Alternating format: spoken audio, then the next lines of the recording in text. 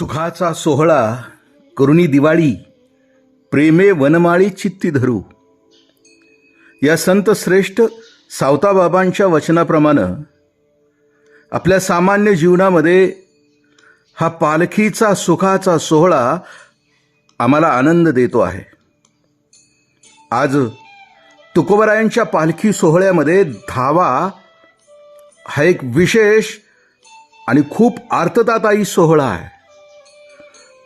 कारण पूर्वी आमचे तुकोबराय याच मार्गे चालत पंढरीला चालले होते. तुकोबरायांचं पंढरीला जाणं आणि आमचं पंढरीला जाणं यात खूप अंतर आहे, यात खूप वेगळेपण आहे.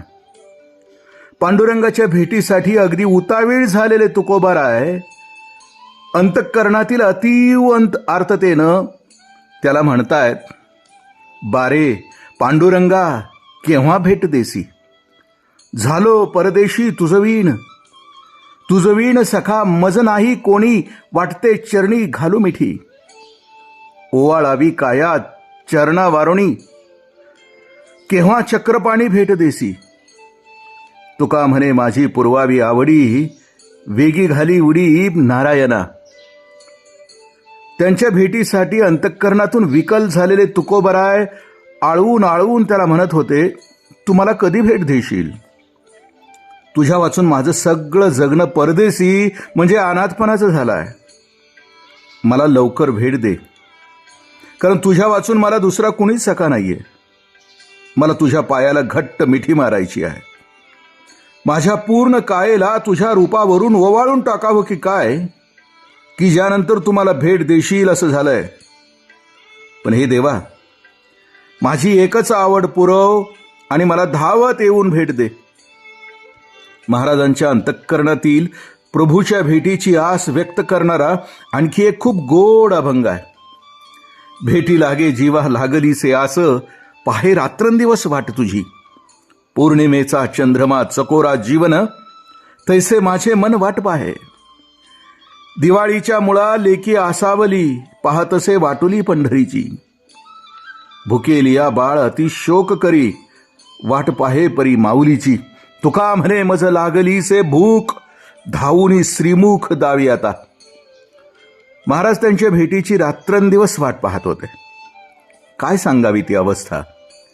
ज्याप्रमाणे चकोर नावाचा पक्षी पौर्णिमेच्या चंद्राचं चंद्रामृत सेवन करण्यासाठी असुसलेला असतो, त्याची इतर कोणत्याच पदार्थ किंवा द्रवापासून समाधान होत नाही. महाराज मनापासून तशी वाट पाहत होते. ती वाट पाहण्यात प्रचंड आर्तता होती. सासूरवासाचा जाच असणारी एखादी सासूरवासीन दिवाळीच्या सणावेळी ज्या आतुरतेनं आपल्या माहेरच्या दिवाळी सणाच्या निरोपाची वाट पाहत असते, महाराजांचं तसंच झालं होतं.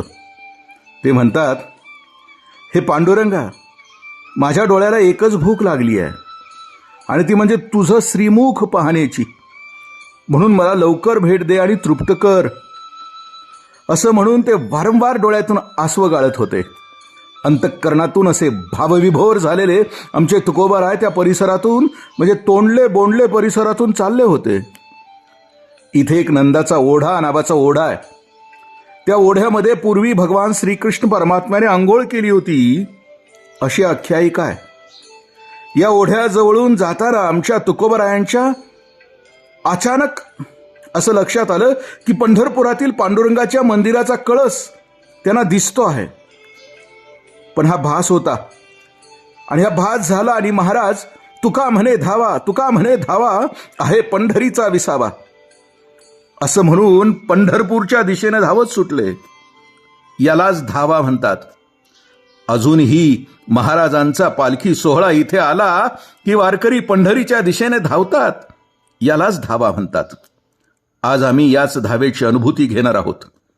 पण हा धावा अनुभवताना आमच्या अंतःकरणाची धाव म्हणजे सीमा आमच्या तुकोबरायाप्रमाणेच व्यापक आणि विशाल होऊन आम्हालाही त्या सावळ्या परब्रह्माचा मनापासून लळा लागावा, एवढीच तुकोबरायांच्या चरणी प्रार्थना.